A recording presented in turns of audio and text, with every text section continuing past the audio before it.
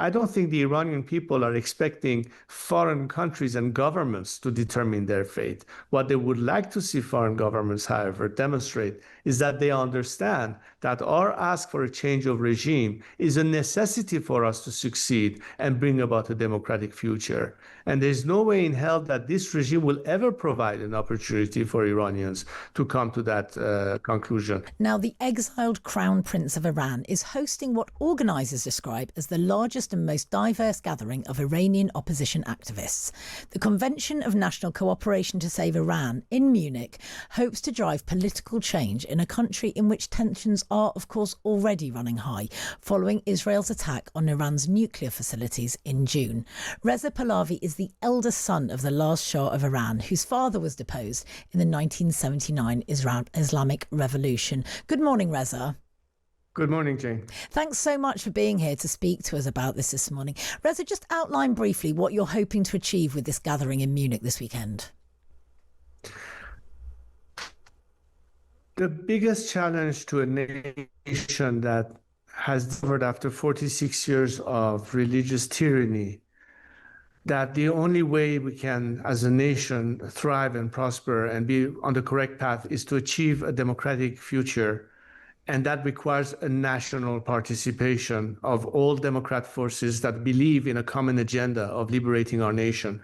But we need to be able to work together. So the purpose of this assembly, that has to be by nature diverse and inclusive, is an opportunity to show to ourselves and to the world that we can get together and work together on a common project.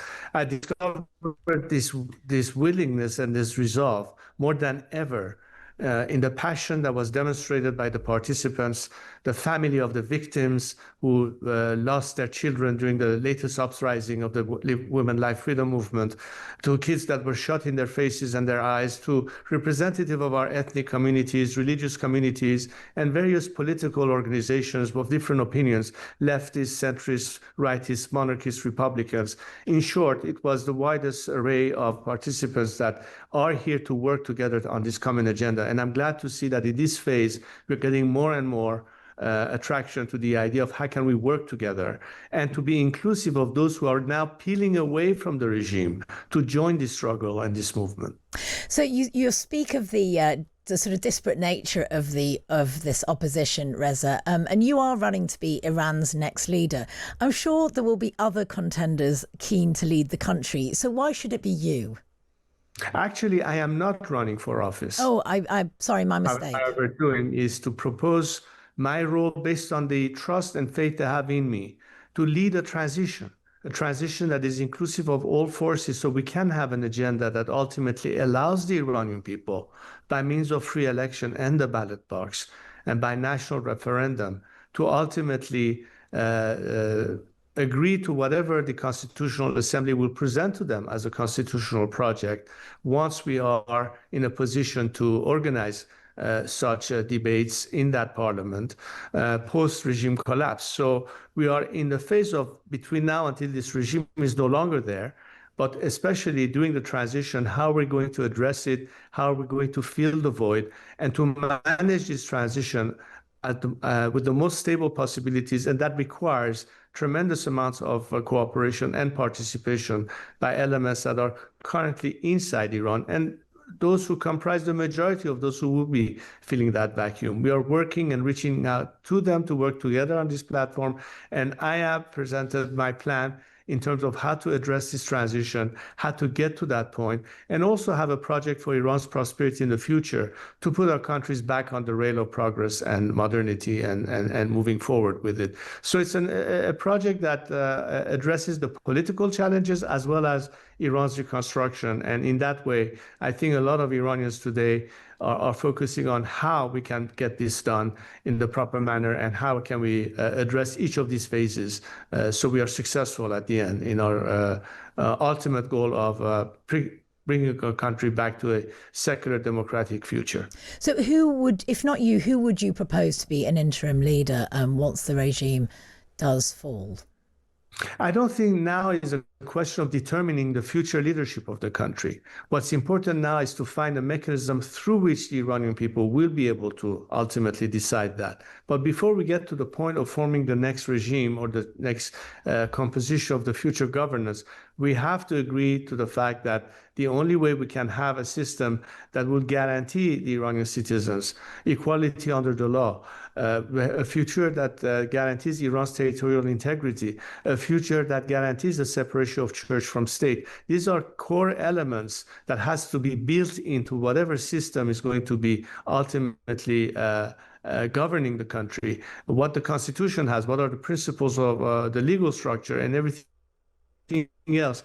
These are the kind of things that are important in making sure that the Iranian society understands what exactly is different from the current regime, what it is that will guarantee them those rights, make them participate in it. And then it will come the time to decide the future government in terms of organizing elections, like you have in any democracy, the first elected assembly of people at parliament, as well as the political parties who will compete for proposing a government's agenda, and the result of the elections will determine the composition of the future democratic government. Reza, We're not quite there yet. This is way.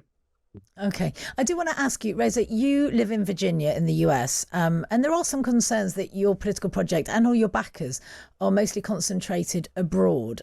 Shouldn't any revolution be led from within Iran itself rather than suggested from without?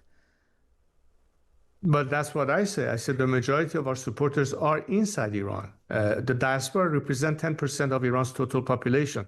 But understand one thing. Most of our political activists inside Iran, including political prisoners, are telling us that in view of the level of repression that the regime is exercising against them, they cannot openly and prematurely expose themselves, and they are depending on those of us outside the country who have that liberty of expression and organization to take the lead in helping them then structure themselves so at the right moment they can emerge and present themselves as the internal package to that. So it goes hands and gloves. So we cannot depend solely on anything that happens outside, clearly, because the majority have to be at home. But those at home need to have first be protected and shielded from the regime's ability to quash them prematurely if they were to expose themselves too early. So it's a very delicate element that we have to consider in terms of protecting our human assets within Iran and the key activists that will obviously be filling that void. But I'm absolutely in agreement with what you said. We are not at all proposing that the alternative is being shaping outside of Iran. The majority of them are inside Iran, but we need to be able to help them to emerge at the right time before the regime can bring them any harm and keep them from being able to fill that gap. Yeah. Reza, Donald Trump himself signalled in June that he was open to taking down the entire Iranian regime. He wrote on Truth Social, if the current Iranian regime is unable to make Iran great again, why wouldn't there be a regime change? Have you had any contact with Donald Trump?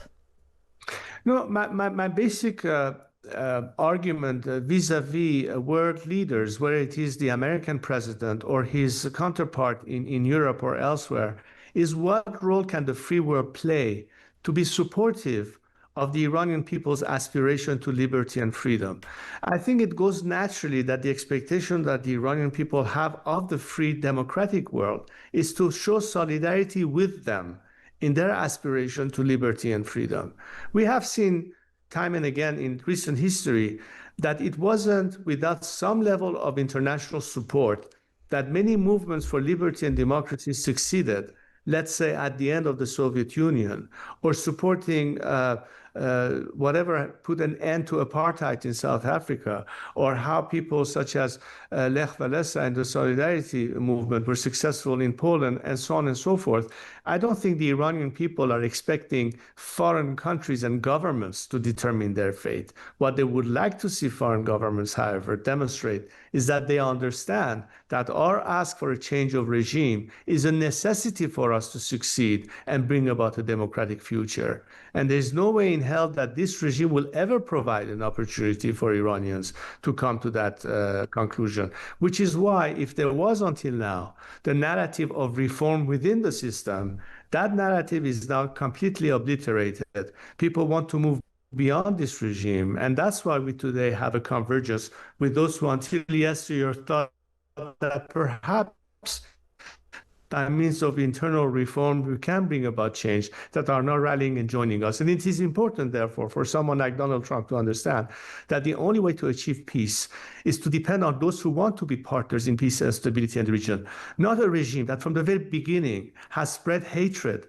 and enmity and radicalism and terrorism at the cost of its own citizenry, and they cannot possibly be an agent for change and democracy. The world should invest on the Iranian people themselves as the agent of change and the guarantee for a peaceful world in the future.